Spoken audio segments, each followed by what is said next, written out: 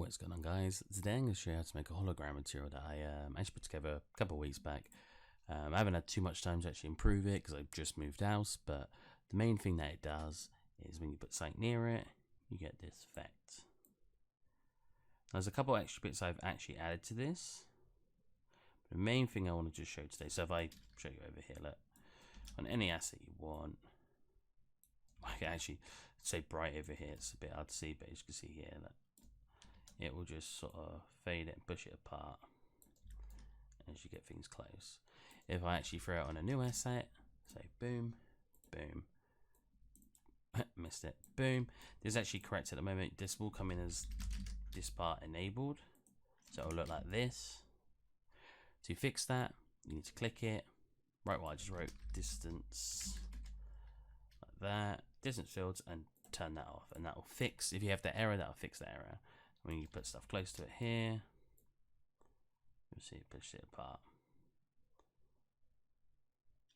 Alright, first thing you'll need to do is, before starting anything, is go into project settings, write in distance fields, and generate mesh distance fields. Tick that, it will say restart like this. I don't know why mine says restart right now, but restart that. And then restart it, and you get in. So I have, like I said, I've got different things actually on this. It did actually crash for me, so this isn't as complete as it was before. But if I turn on this guy to about 3, especially over here, it's a bit easier to see. Set it to 8, just so it's really obvious. You get this scanner line that comes down. If I actually write in speed, there you go. I can make it go faster, like that, or -2 to go that way. You get sort of that effect. It looks very, oh, it's because it's going the wrong way on that at the moment. But you can change the direction of it as well. Takes a little bit to load, but that will make it go up. Anyways, we don't care about that for now. What we care about is the basic of it being able to push itself apart. It's loading now, so it's a little bit annoying, but let's move on to that. Okay, so let's get materials. We'll go hologram YouTube, and like I like to show you guys, is that the end result looks like, wow, I have a lot of instances. Looks like this. You can ignore this part. That's just what the scanner line thing is, so you don't need to care about that really. But yeah, basically it's this bit here. So not too many nodes, not too complicated. And we'll be starting off with our base color. So the first thing is we want a texture that looks like that.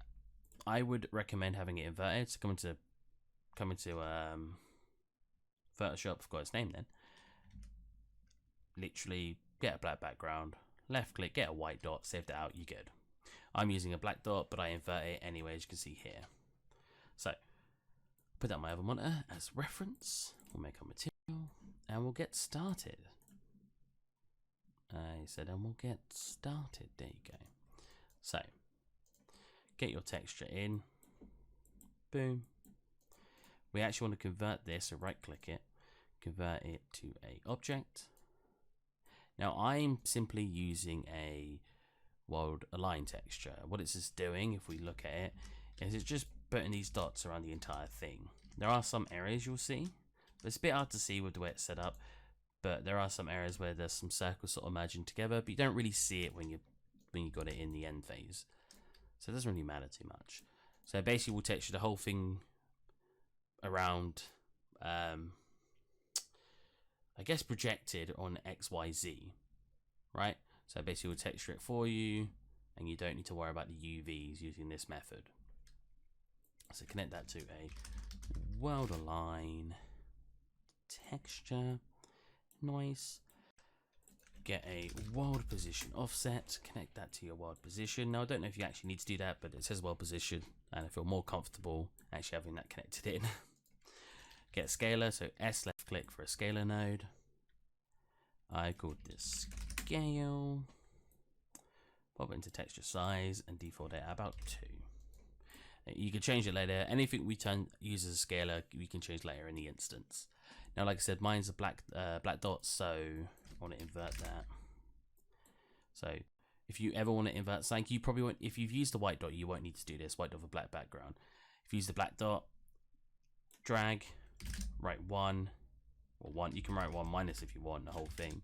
Press enter. That will invert your texture, because basically we want it to be white, because well, that's the part that's going to be glowing, and that's the part that's not going to be transparent, is the white areas.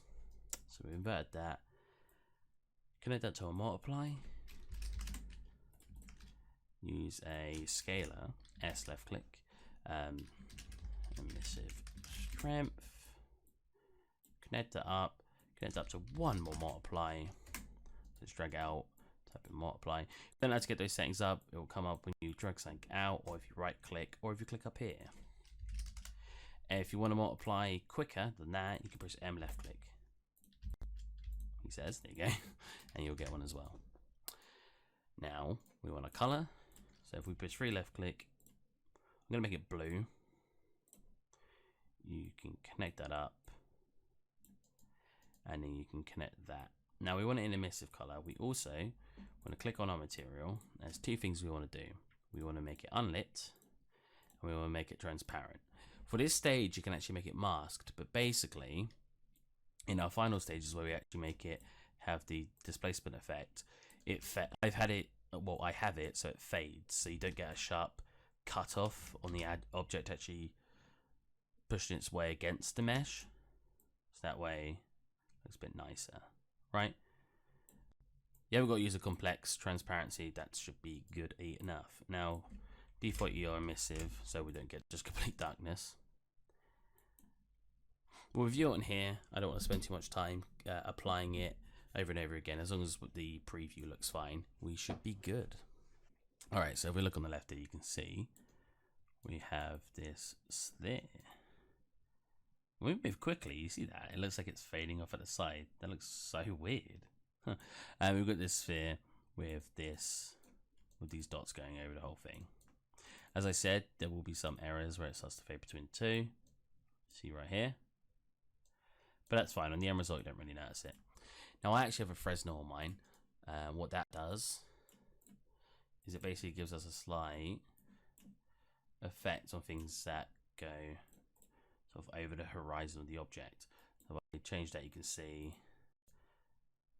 basically it sort of gives it an edge color in a way. I have mine as a darker version of its original color. If we make it black, you can see it. You can also do the invert. You can make it like super light. Make it sort of glow more on the edges.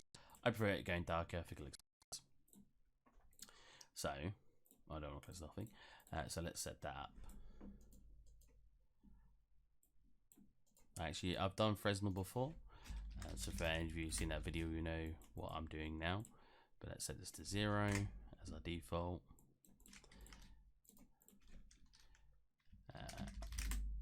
That will just be so we can customize this whenever we want. If we want to change it, I'm going to default at 5. Drag this, cheap contrast. Another scalar, so 1 left click and convert it, or S left click to get the scalar node. And we're going to go Fres contrast, because it'll be the contrast of the Fresnel. That'll just allow us to, if we want it to be a sharper contrast, we can. You don't need to affect any of that. I just like having the option in the future. Right, so next bit you'll need to do is pop this into a LERP, and if we actually preview, well, I'm not actually contrasting it right now, so previewing each of these will do the same thing. So if we preview this, you'll be able to see that it's giving you 2 values as it gets to the edge of the object. If we go on a cube as well, you'll see it here. As it sort of goes off to the edge, you'll see it goes to white. And what this is allowing me to do is I could then change whatever values I want between those. I just showed you mine was like orange and then a dark orange that fades off to a darker orange as it gets to the edge. This needs to be connected into the alpha. We want our 2 colors to be here. So if we pull this back, we want our first blue. I believe it was our first blue on A. So that should be our center color. And that should be our edge color, so I'm just going to make it a darker blue. Now, so we could change it later. Right click these. So if you didn't know how to put these in, free left click. You'll get your free constant, which is basically just the color one. Now, right click and convert those. Name the first one color and name the second one. You can call it edge color, you can call it fres color for Fresnel, or Fresnel color entirely, whatever you want. The way you name your things is completely up to you to how you'd remember it. Now if we click highlight all the way over these, we can move that way. Press C, call it color, and we've got that in its own section. Call that, I don't know, Fresnel. What do I mean? I don't know. Of course I want it to be called Fresnel. Now, this is the basic stuff. This is just giving you the dots without transparency yet. So the next thing we want to move on to is actually making it so where the dots are, it's gonna, you know, show them, or where they're not, it will be transparent. So if we actually look at our asset, you'll see obviously it's transparent where the dots aren't, and where the dots are is a solid color with some Fresnel on it, of course. Now we want to set up that bit. So the way I did this was I took the information we already had from our map that we, you know, are using over here. Don't need to take this info because that's coloring it and increasing its strength. I'll drag that down here to a contrast, and then this will basically help us if we want to cut out those circles a bit more. So if you've made yours fade, that's fine. If you want to cut them, this will help you sort of make them sharper. You don't need this part, but it's just helpful if you want to change it for the future. So we'll see, keep it at 0, and I'll change it in a bit. Now, if we plug this in to our transparency, you'll get the result you're looking for that. But we will be needing to move on to, we need to multiply this anyway by when the object gets close. We want it to become transparent, right? So if I actually show you the result right now, you will see that our result looks like this. Now, something I actually forgot to tick was we want it to be two-sided. We want the back. We want to be able to see the back of the object through the front. So if we click this, click two-sided, you'll see that result. So now, if I were to go inside it, like, you can see all these dots around here. Cool. So that's pretty basic so far. Looking pretty good. Now, we want to start setting up our distance field. So this will be when the asset gets close to it, how it's going to affect it. So first thing we want to do is the fade. So if we go distance to nearest surface, it's got a very nice name to be fair. Distance to nearest surface, pretty obvious what it means and what it's probably going to do. First thing we want to do is divide that by 60 because its value is always very strong. Fade near objects. I got mine divided by 60. We can, like I said before, we can go into the actual instance and change this later. I've set this up to a clamp, so it doesn't go above the value of 1. And then I've got it on a contrast again. I do like my contrasts. Again, this is so I can change how sharp the fade is when it gets closer. So if we actually give you an example.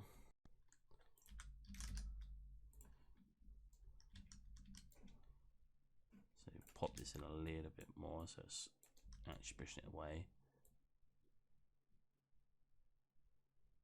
So I'd have to adjust, whoops, I actually have to adjust it so it gets close as well. So if we put it closer to, that'll give us a sharp cut on it. See that? I mean, if that's what you're looking for, that's fine, but yeah. Again, you can make it closer.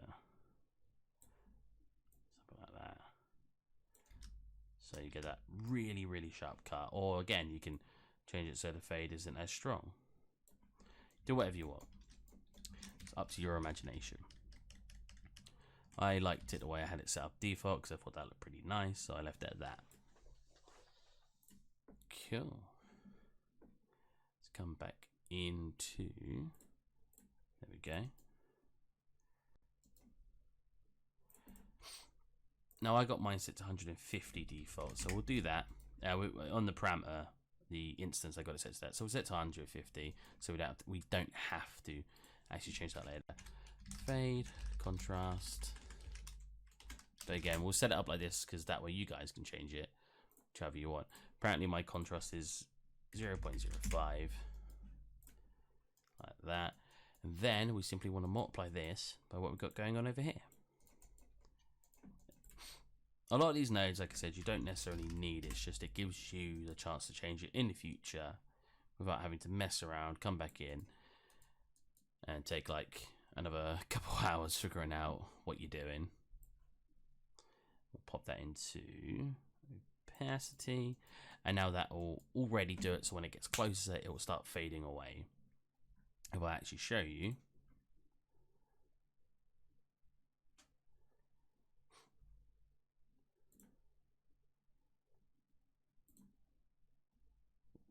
throw that onto here now, you'll see it fades when it gets close. You can actually use that effect for a lot of things, if I'm honest. Well, another thing we want to do is right click, create a material instance, throw it down instead. That way we can start changing things. So if you already don't like the way it looks, I want the blue to be more emissive, you can come in, find where you pop that, so emissive strength, and I'm going to make that 20. Yeah, I like it being a little dull to be fair, but yeah. Now it's fading. So we're getting closer to our end result already. Nice. That's what I like to see. And I hope it's what you guys like to see. Right, so let's start making the next bit. Kill. Now, again, you can select this, press C, call it whatever you want. I got mine as passive fade. Now we want to start setting up our, you call it displacement, you call it offset, you can call it whatever you want. You can even write asset move apart when object close, however you'll understand it. I'm going to make the comment box now, so press C again, and I've got mine as displacement distance.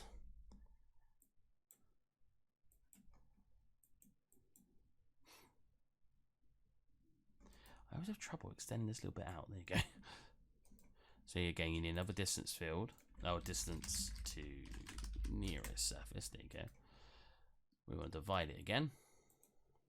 Now you could probably use the information you got over here, but I like having mine separate. I want my displacement to be different than when it starts fading, right? And like I said, I'll get the end numbers now so you guys actually have those. So if we come into here, there you go. So it's this displace near object. It's at 40. So we'll divide that by displace near object. Or objects. It works with multiple. I should probably show that as well. It's not. It doesn't just do it with one. You know, it's whatever you've got it enabled with.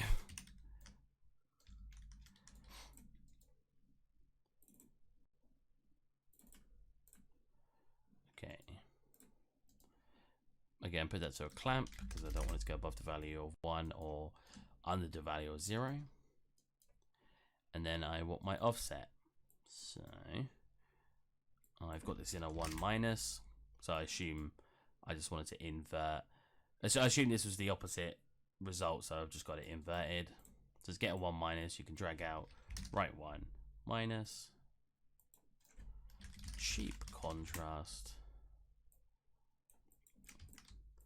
Make another scalar, so S left click or 1 left click and convert to parameter. Displace. Let's just make sure what value I have that set up as. Displace. I've got that set up as 8. Cool, that's contrasting it now. So basically, when it gets close to the object, which is what this is, it's going to move apart, which is when you plug it into the actual either world position or displacement, depending on if you want tessellation. I will show you it with tessellation Just in case you're working with a low poly asset and you wanted to have more polygons for it to push apart. Or I guess vertices. Yeah, then I want it to sharpen. That way it moves apart sort of more sharply rather than soft, right? Now, multiply that. Oh no, sorry, this is called displaced contrast. Sorry, sometimes I look at my other bit and I don't realize what it is. Then we want to multiply it, and then this is displace, which is 8. And the contrast is, I thought 8 was a bit high for contrast, not gonna lie. Displacement contrast, oh, is that 0.4? That makes way more sense. 0.45 actually, probably more accurate. And displace is at 8. Cool. And then we just want to set this up. So anytime you do anything with moving sort of the world position or the world displacement, you always want to grab it, multiply it by a vertex. I actually think you can multiply a couple of things, but vertex normal is what I usually use. This will basically make it so it's actually pushing its way out sort of towards the correct direction. Yeah. Just make sure you do that. Now, again, world position, but we want it tessellated, so scroll down here or type in tessellation flat and plug that into displacement. I'll also go something like test multi, connect that up, default it at 1, and that'll be how much it sort of tessellates itself. And that looks pretty good. Name that opacity. I think that might be done. We're good, goodbye. And minimize it when it lets me. Oh, did that already apply? So it is doing it. It's just a little bit too weak. So let me come into not hologram YouTube. We want to come into this, and I'll just start getting the values we're looking for.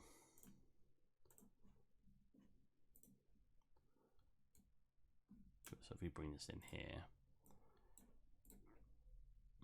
so I got mine.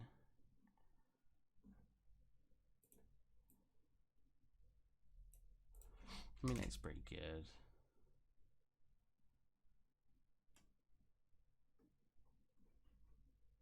Missive, maybe 10 to 15. Cool, we want our fade, contrast, maybe, that's fine, we just want the amount. Oh, it's the other one. Fade near ultra, there you go. Probably want to turn that down a little bit. Up. Bit better. So obviously, like I said, it is working.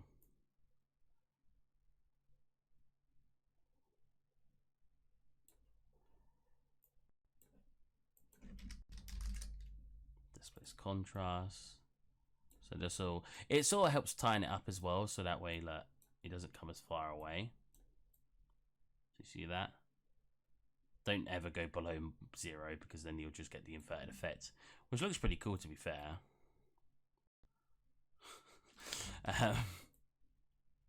Yeah, we can have this contrast there where we want. And yeah, that is basically it. That's the amount. But because I've got it clamped, you can only go so far. That way you'll never go basically way over what you were looking for.